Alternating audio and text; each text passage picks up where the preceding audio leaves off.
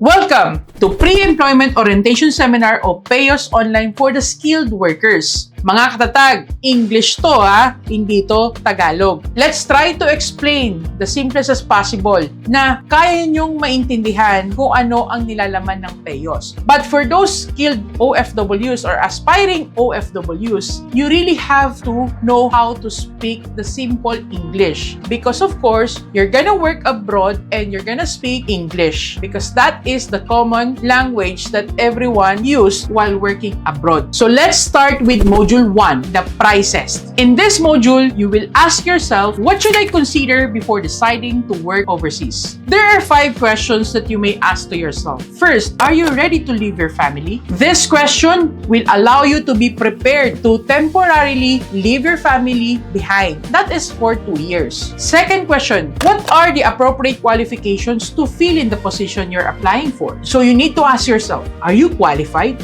Third question, readiness to work in an unfamiliar foreign environment. Are you ready to live in a foreign environment? Fourth question, determination to face new challenges and risks. Are you ready to face the challenges and risks? And fifth, availability of money to spend for job application. Are you ready for the expenses? Remember, most of the countries that you're gonna work with are requiring you to pay the placement fees. But right now, as of recording of these videos, there are some certain countries that has no placement law wherein it allows the worker to apply without paying any single centavo. So let's take a closer look at the concerns you may face when you work overseas. For your easy reference, the catchword is prices. P-R-I-C-E-S-T.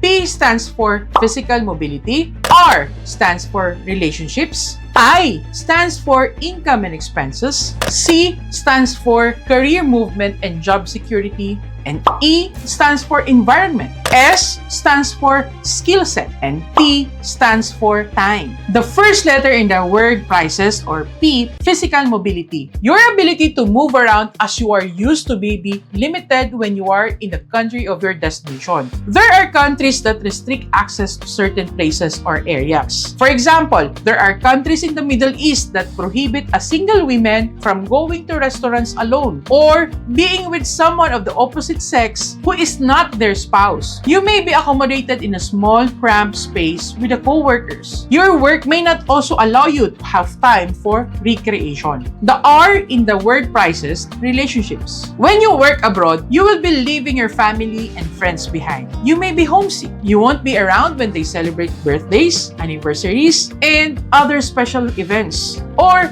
when they are sick or they need your presence. This is the reason why your absence may affect your relationships with your spouse and children. This can be very stressful. Now, are you ready to cope?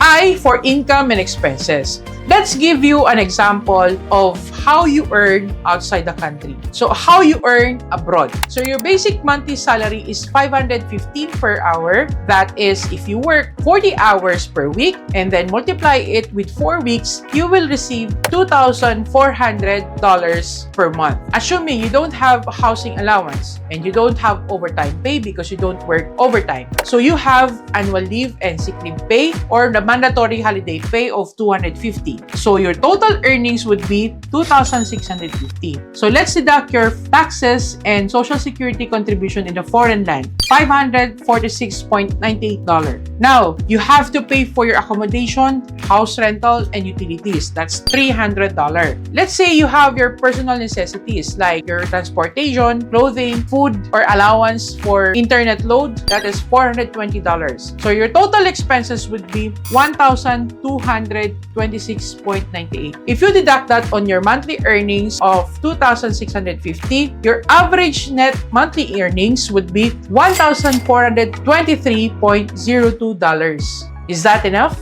Now that you have computed how much you will have after setting aside on your saving and deducting all your expenses, ask yourself, is it the net income worth leaving your family? Will your net income meet your objective in working overseas? Remember that working overseas is temporary. While you are at it, learn how to save for your future and the future of your family. And in addition to that, I'd like to give you a trivia that if you can earn the same amount here in the Philippines, why would you leave your family? But if not, I could recommend you to go abroad. Letter C, career movement and job security. Are you willing to leave a secure job in the Philippines over a temporary but better paid job overseas? When you work overseas, you are hired for a specific job. Your assignment will most likely remain the same throughout your employment contract and without any opportunity for promotion.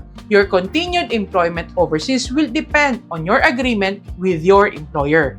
E. Environment. More than the difference in the physical environment like climate and the time difference, you will need to adjust to a new culture altogether. You will encounter language so unfamiliar, different and limited food choices, or even taste food you are not accustomed to. You may also have to conform to a prescribed type of clothing, especially in the Middle East. You are not allowed to wear shorts or sleeveless, especially for women. Developing new social relationships will be a challenge as well. S for skill set. A number of job openings may interest you. Be sure you are equipped with the qualifications such as education and experience or skill set to match the requirements of the job. Evaluate your skills honestly. Upgrade your skill set and level of experience before applying if necessary. Meaning you need to go through with several trainings or seminars or workshops for you to upgrade your skills. Time. Come to work on time. The Filipino time that we are so used is not acceptable with the foreign employers. They're often very strict in observing work schedule. For them, every minute matters. Having productive working hours is very important to them. Now, ask yourself, what should I consider before deciding to work overseas? After going through all these questions, what do you want? Is your family ready? Are you still going to pursue working abroad or not? This is the end of Module 1. I'll see you in next module.